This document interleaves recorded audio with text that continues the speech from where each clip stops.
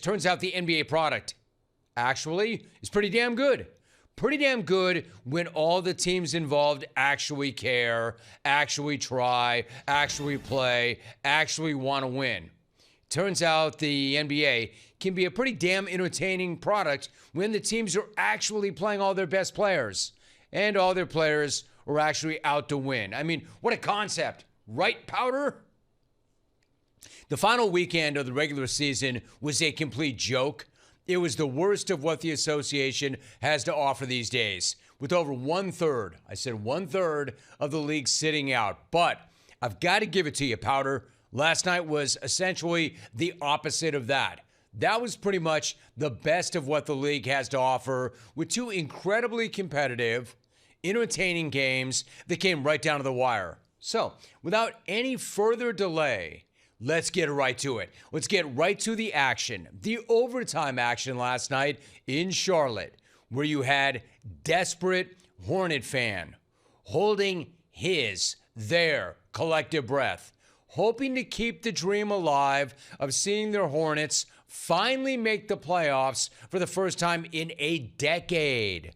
So once again, let us go live right now to Charlotte, where the Hornets had a 3-point lead in the final minute of OT. XCR, if you're still there, go ahead and roll it.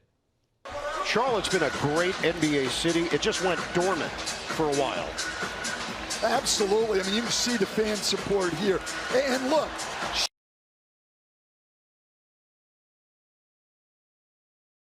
Uh-oh.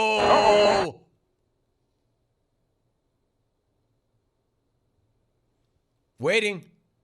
Where's the game? Is it my TV? Is it my lapper? Is it me? Where's the game? Oh, technical difficulties. What is this, 1956? Technical difficulties? Streaming in a playoff game? At the end of a playoff game? In a critical part of that playoff game?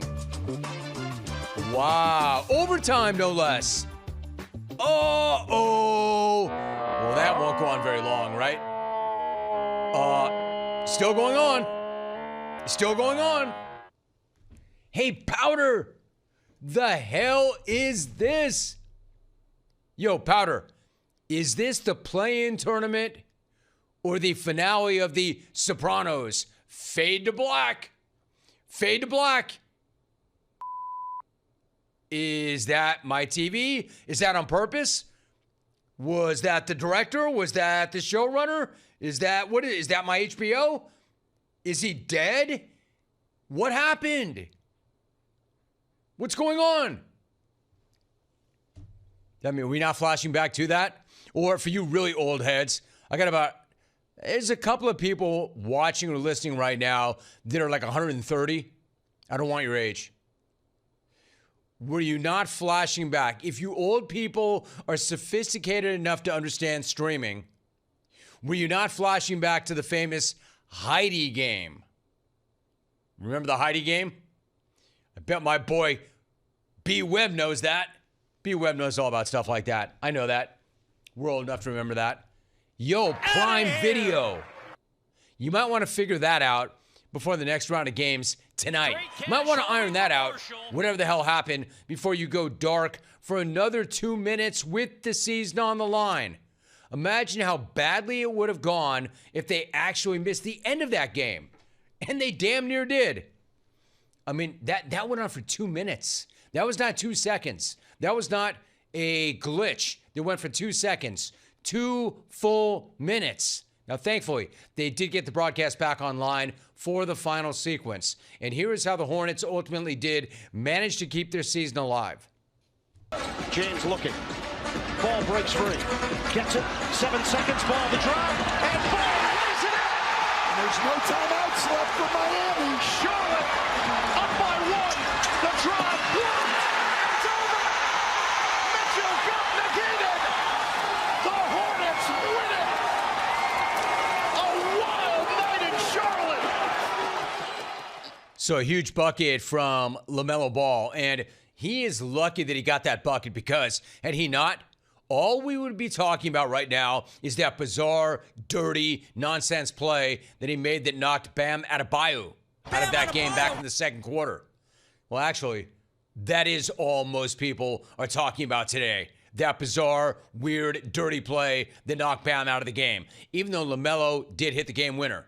You see, people are distracted from the game winner because of whatever the hell this is. Check this out. Watch this. If you're watching on the stream, LaMelo hits the floor and then Bam goes down hard, with help from LaMelo, who grabbed at his ankle. So I've got so many questions, starting with, what the hell is he doing? If you're watching on the stream, watch me. He hits the deck, and then he grabs at Bam, and Bam trips and lands on his tailbone and leaves the game and does not return. So questions include, the hell is LaMelo doing? The hell is the ref show doing? How did they completely miss that? There was no foul call on that play. No flagrant, no nothing. I mean, at least see it happen and call a foul. Because if you don't call a foul, you can't review it. And if you can't review it, then there is no ejection. You can't do anything. There was no call on the play. And the only reason there's no call is, damn, that is the ref show going ref show, or they didn't see it. My point is, how could you not see it? Again, that was a weird, dirty play. A weird, dirty play that knocked the Heat's best player out of the game. You think maybe Miami would have liked to have had Bam on the floor playing defense on that final possession. You think Miami might have liked to have had their best player available for the second half of a season-deciding game. So I completely understand why Spo was so livid after the game. He had every right to be. Not just with LaMelo either, but also with the ref show for missing the entire thing. I didn't see it, but I don't think it's cute. I don't think it's funny. I think it's a stupid play. It's a dangerous play. Obviously, our best player is out. I'm not making an excuse. The Hornets played great, and they made those plays down the stretch. We had our opportunities to win. I just, that's a shame. He should be penalized for that. I don't think that belongs in the game. Tripping guys, shenanigans, and Curtis was there. It's his responsibility to see that. And if it's not his responsibility, then Zach's got to see it. If somebody has got to see that, and that he should have been thrown out of the game, for that. Alvy, if you were a foot taller, didn't have specs, and coached basketball instead of calling play-by-play for the Cavs, that would be you. There's your doppelganger. Dude. If you weren't the third-string quarterback of the Browns, Alvy, that would be you. Anyway, hard to disagree with anything that Spo said right there. And again, he's not making an excuse for why they lost that game. He flat out said it. The Hornets played great. They made the big shots and the big plays down the stretch. That's all true. But it's also true that there is no place for, quote, shenanigans like that during the game. And there is no place for the ref show missing the shenanigans in real time. They should have handled that in real time. So again, it's hard to disagree with Spo. However, it is very easy to disagree with LaMelo's explanation because this explanation makes exactly no sense. I apologize on that one. I mean, I got hit in the head, didn't really know where I was, but I'm going to check on him and see if he's okay and everything. LaMelo, it kind of looked like on film that you might have grabbed his leg. I mean, did you intentionally grab his leg? I haven't even seen. Like I said, I got hit in the head, didn't even know where I was, but yeah, just playing basketball. But like I said, sorry, and I'm going to check on him. Oh, you got hit in the head. Well, that explains that. No, it doesn't. Okay. And you weren't just playing basketball because that's not a basketball play. That is a dirty play. That's a foul. That'd be like trying to tell us I was just driving my car. When you swerved onto the wrong side of the road and you hit somebody head on, what? Were you disoriented because you just got hit in the head? If you're watching on the stream, were you just hit in the head, disoriented, didn't know where you were, and quote, just driving my car. You know, like you got hit in the head last night, didn't know where you were, and we're just playing basketball. Listen to yourself, dude. Listen to yourself, and then look at yourself. Because last night was not even the first time that you tried to trip Bam. This was. Look at this. Watch this from a couple years back. All right, you're down. You're on the floor. He's trying to get back up. Up. Look it. Look it. It's not even the first time you tried to trip this guy. You look pretty lucid. Let me try and trip that guy on the way back up. What are you grabbing at him for again? Hey, let me guess. You hit your head on that play too. And you were so disoriented that you didn't know where you were and you were just playing basketball. Sure you weren't. I mean, bro, you weren't looking glassy-eyed there. I mean, you literally reached over and tried to trip the man as he was running back up the floor. So it's not even the first time you've done this. Let's play some basketball! So, of course, well done, Albie. I mean, Spo. Of course, the league now says they're reviewing the whole situation. But you know they do not want to suspend a star like LaMelo for the next playing game, and they won't. They won't. There's no way they suspend him. But if the ref show had just done their jobs in real time, we wouldn't even be having this conversation right now. But, one more thing. Since LaMelo got cracked in the dome and effectively blacked out and didn't know what he was doing, he said that, right? Safe to assume that he was evaluated for a concussion right after the game because he didn't even know what he was doing. He got hit in the head. I mean, if this dude is doing things that he doesn't know about, then clearly he was concussed. I mean, how the hell did they even let that guy stay in the game if he was blacking out and not even sure what he was doing? So clearly, right after that game, and I don't even know how he re-entered the game or stayed in the game, but clearly right after that game, they evaluated him for a concussion, right?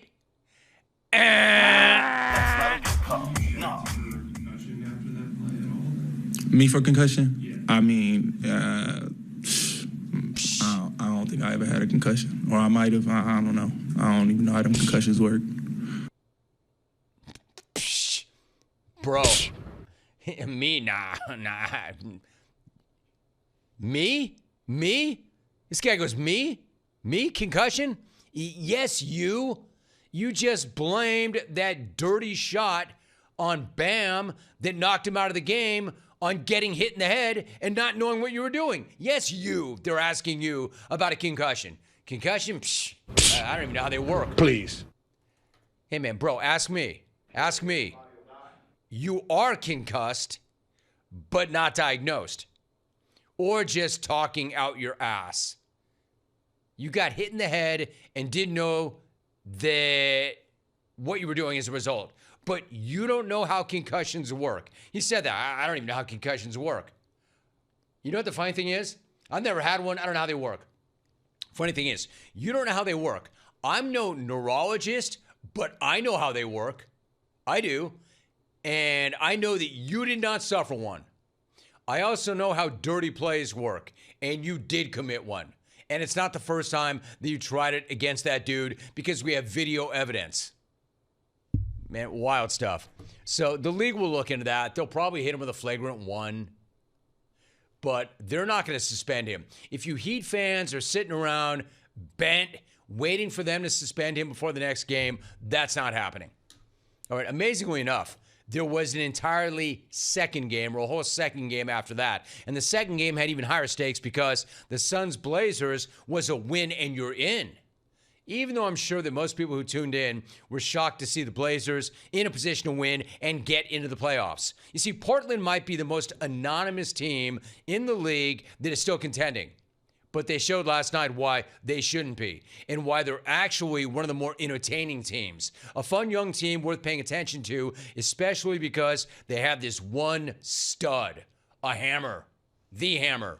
You see, the best player on the floor last night in the Suns-Blazers game was not Devin Booker.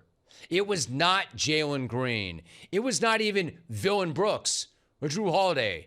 It was the Hebrew Hammer, a.k.a. Turbo, a.k.a. Denny Avdia, a.k.a. the 6'8" Israeli menace who just had a breakout season in Portland, and that breakout continued last night because my dude dropped 41, 7, and 12.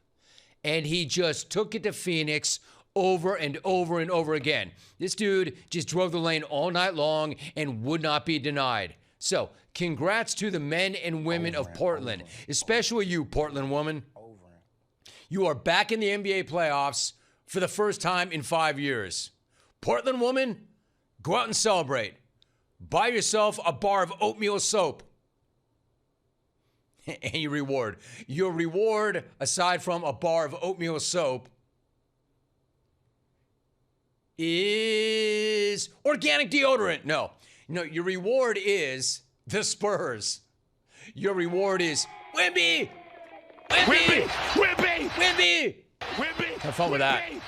But at least you're back in the dance. And if the Hebrew Hammer continues playing like this might actually be a fun series. It might last more than 5 minutes. You see, Powder, your product is decent when your players and your teams actually care, actually try, actually show up. It's too bad we had to wait all the way until mid-April to see it. Pretty much every year, and especially this year.